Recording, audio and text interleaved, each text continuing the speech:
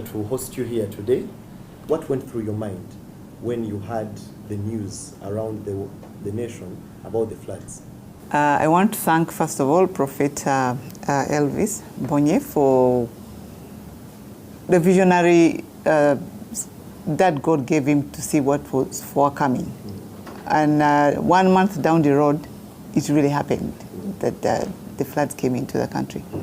So first of all, it took us unaware, because we have always been preparing for areas that are common, because we have a national risk vulnerable map that tells us which places really help us to know that when it's coming to rain season, we take care of this. When it's coming to dry season, we take care of places like Karamoja and so forth.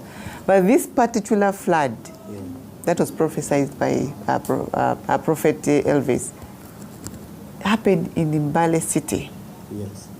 We know Mbale city is part of Elgon, but it was not supposed to happen in Elgon, because normally we look at Sironko, we're looking at Bududa, we're looking at Manafa, we're looking at Namisindwa, Kapchora, and other districts, because we know it had never happened.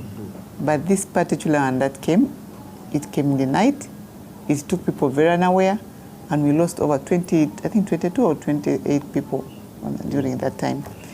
But in a nutshell, I tried to see how God showed Prophet Elvis Mbonye this vision that it's about to happen, and then 1 month down the road, it really occurred. Yes. You don't just take it very lightly. I personally don't take prophecies, even when I see them, when the prophecy is about our government, about our president, I don't take them very lightly. So when this one came, we had to think otherwise, just to be prepared. So you relate the two, the prophecy and the occurrence. And so it prepared us. The prophecy prepared us at least to ensure that we said, okay, if Prophet Elvis Mbonye has prophesied this, that means something is about to come. And now, from now on, I don't think we can ever take any of his prophecies very lightly, because this one was very significant to us. And we don't want to take it very, very just for granted. We have to make sure that we take it very seriously. What would be your deepest regret, having known such a message? First of all, when you're in this position and then you lose so many lives, you get depressed yourself. You get so depressed because you say, I should have done this. So I truly don't like to have those kind of regrettable moments, because people have died, and then you're asking yourself, I wish I could have done something to change it. But through prayers, you wake up in the morning and say, thank you, God, that nothing happened to my people. Like I prayed for this and it never happened to them. So you thank God for that. And as a person who sits in cabinet, I think this is every Monday, you get a chance to meet His Excellency. As part of the intervention programs of government, do you think that or would you consider creating awareness, especially for your cabinet colleagues and the president, about such a message that can create intervention and likely hope for the nation? If you had a chance to meet the president and you had this prophecy at hand, what would you tell him? First of all, I know His Excellency the President is a believer. And the first family, all of them, they have children who are pastors. They are believers. They believe in God. Telling them, or even telling them about this prophecy, I know they will believe. It's like I'm not sowing the word, the prophet to sand, soil, or to a rock. I'll be telling to the people who already have good soil and will be able to take it positively. As yes, someone has prophesied something that's going to happen to Uganda, and that means being a religious family, they also take it upon to pray for the nation.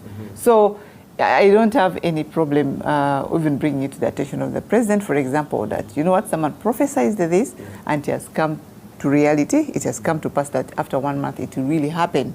So, and that kind of conversation, of course, gives me to start up on how should we be able to prepare now for another, in case like now we are having El Nino, we already now have to prepare ourselves.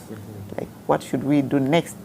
We don't want people to die again. We have to really believe that God speaks through people, and God has spoken and will continue speaking through Prophet Elvis Mbonye. I just want to thank Prophet Elvis Mbonye for coming out to be one of those most influential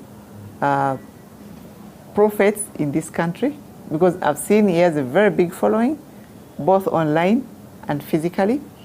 And this helps us also as leaders of this country to be able to see what direction we're taking. Because when we see the youth still holding God in their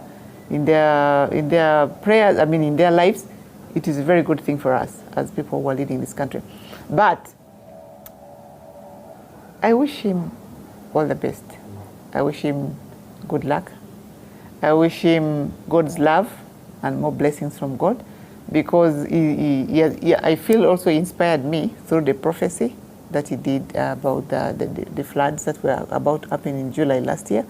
And then these floods happened in August. So I got inspired. I was like, okay, the man of God was in position to, prophet was able to see this, and God did it, and then the occurrence happened. So we